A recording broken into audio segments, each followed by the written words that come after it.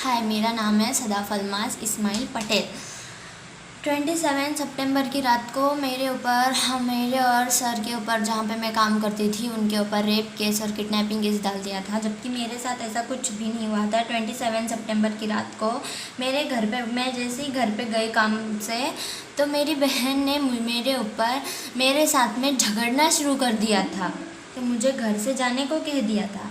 तो मैं सर के पास गई। जाके मैंने सर को फ़ोन किया और बोला, सर मुझे बिज़नेस करना है, आप मेरी हेल्प करो। तो हम तीनों, मैं, सर और नदीम, जो हमारे फ्रेंड थे, तो हम तीनों मिलके बैठ के बात कर रहे थे। तो फिर मेरी बहन गई पुलिस स्टेशन जाके कहने लगी कि मेरी बहन का रेप हुआ है, किडनैपिंग हुआ है, तब कि मेरे साथ में ऐसा कुछ भी नहीं हुआ था।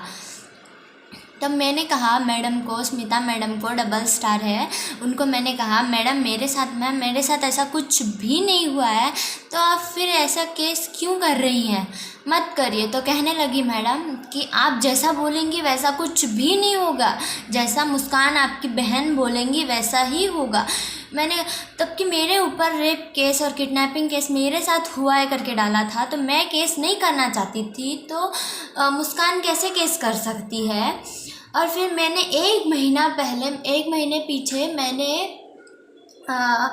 कि मैंने घर पे मुझे बहुत टॉर्चर कर रहे करके मैंने केस किया था। उस केस के ऊपर तो मैडम ने कुछ भी एक्शन नहीं लिया था। जैसे मेरी बहन ने जाके बोला करप्शन के लिए, मैडम ने उसका केस ले लिया था। क्योंकि मैडम को पता था कि सर के तीन शॉप है, एक परवरी में, एक पर्रा में और एक शिवोली में, इसलिए मैडम को लगा कि करप्शन के लिए कर देते हैं। तो मैडम ने करप्शन के लिए केस कर दिया। मेरी बहन केस करने का रीज़न ये था कि उसे हमारे साथ बदला लेना था, क्योंकि सर ने उसे शॉप से निकाल दिया था, क्योंकि उसने नेगेटिव वर्ड कुछ यूज़ करने की वजह से निकाल दिया था। और धीरज दोगड़ा को भी आने से मना कर दिया था, क्योंकि वो इंसान बहुत ही घटिया था। वो इंसान जहाँ पे काम करता है, अपने ही ओनर को, जिसके पास वो काम करता है, उसी को लड़कियाँ भी सप्लाई करता था। वो इंसान इतना घटिया था। तो उसको निकालने के बाद उसने मेरी बहन को और इमामुल हक, मुस्कान पटेल जो मेरी बहन है, और धीरज दोगड़ा ने, इन तीनों ने फिर प्लान बनाया कि सर को 10 साल के लिए अंदर कर देते हैं।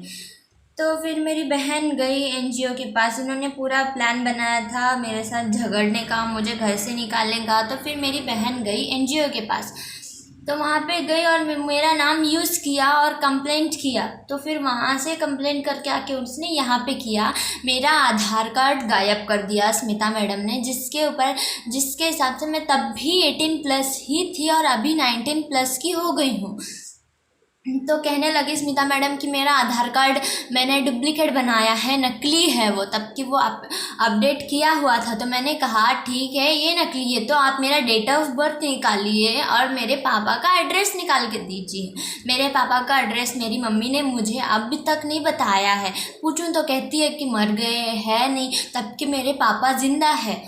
तो मैंने स्मिता मैडम से कहा कि आप मेरा डेट ऑफ बर्थ निकालो और मेरे पापा का एड्रेस निकाल दो, तब आपको पता चल जाएगा कि मेरी एज कितनी है और सब कुछ पता चल जाएगा। तो कहने लगी कि आपका आधार कार्ड गलत है। और मेरी मम्मी ने, जब स्कूल में हमारा एडमिशन हो रहा था, तो मेरी मम्मी ने एफिडेविट बनवा के एडमिशन करवाया था, जिसमें उन्होंने डेट ऑफ बर्थ गलत दी थी, तो उस हिसाब से उन्होंने बनवाया था। तो मैंने कहा स्मिता मैडम को, फिर वहाँ पे फिर उन्होंने कहा कि मुस्कान जैसा बोलेगी वैसा ही होगा। पुलिस स्टेशन में मैंने हाथ जोड़े, स्मिता मैडम को मैंने पैर पकड़ा, फिर भी उन्होंने करप्शन के चक्कर में इतना घटिया, इतना गंदा केस उन्होंने डाल दिया हमारे ऊपर, जो कि उनको नहीं करना चाहिए था। तो हम सिर्फ इतना ही चाहते हैं कि जो इसके पीछे गुनहगार है उनको सज़ा मिले, और जो हमने जो किया ही नहीं है उसका हमें इंसाफ मिले।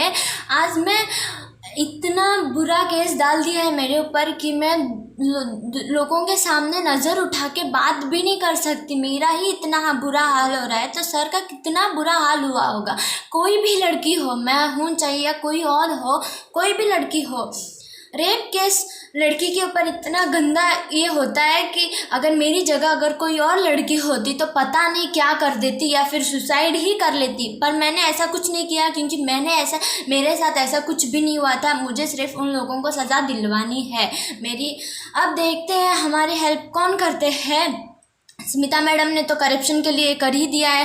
खाकी वर्दी की हम जितनी भी इज्जत करते थे, स्मिता मैडम ने वो तो रखी नहीं है। अभी देखते हैं, अभी बाकी पुलिस वाले भी ऐसे ही है, स्मिता मैडम के जैसे ही है करप्शन वाले। स्मिता मैडम अकेली अगर इतना घटिया गंदा काम कर सकती है करप्शन के लिए, किसी के ऊपर भी कुछ भी केस लिखवा सकती है, तो क्या पता कि पूरे गोवा में कितने करप्शन ऐसे कितने केसेस चल रहे होंगे, कितने बेगुनाह लोगों को अंदर किया होगा करप्शन के लिए सिर्फ।